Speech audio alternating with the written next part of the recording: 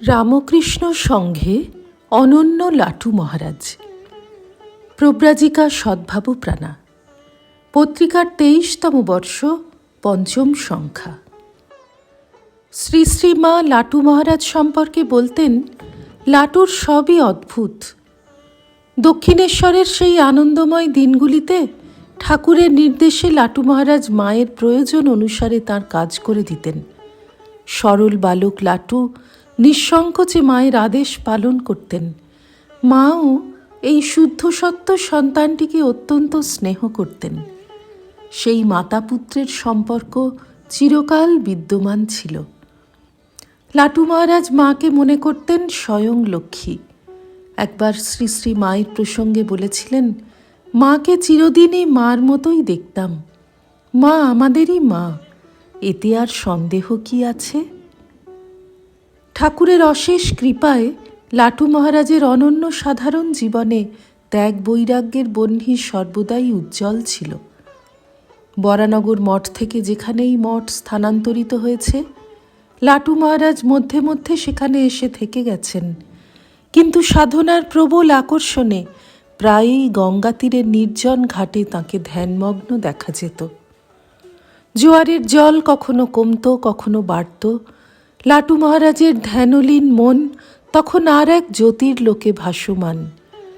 যখন যেখানে তিনি অবস্থান করেছেন, সেই পরিমণ্ডলে আধ্যাত্মিক ভাবের মূর্ত বিগ্রহ হয়ে থেকেছেন। মানব জীবনের উদ্দেশ্য সম্পর্কে গুরুর কাছে তিনি যে শিক্ষা পেয়েছিলেন, কায় মনোবাক্যে তা যথাযথ পালন করাই ছিল তাঁর সাধনা। জপ ধ্যান তাঁর কাছে শ্বাস প্রশ্বাসের মতো স্বাভাবিক। এই আন্তরিক সাধনার ফলে শাস্ত্রবাক্য তাঁর অনিন্দ সুন্দর জীবনে প্রকাশিত হয়েছিল। নাট্যকার ভক্ত ভৈরব গিরিশচন্দ্রের কাছে তিনি ছিলেন গীতার সাধু। একবার গিরিশচন্দ্র বলেছিলেন, লাটু মহারাজের মতো নির্মল সাধু অতি দুর্লভ। উচ্চভাবে পূর্ণ লাটু মহারাজ আত্মারাম পরমহংসের মতো অবিচলিত চিত্তে অবস্থান করতেন।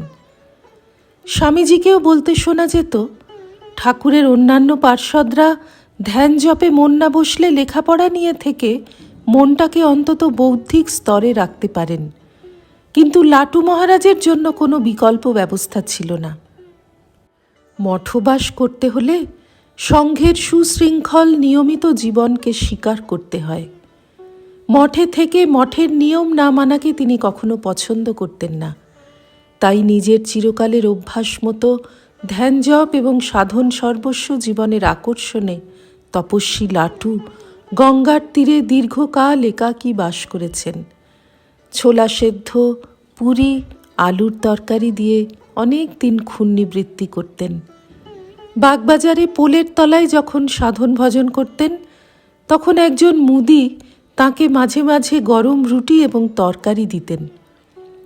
7-8 মাস এইভাবে তিনি লাটু মহারাজকে আহার্য দিয়েছিলেন।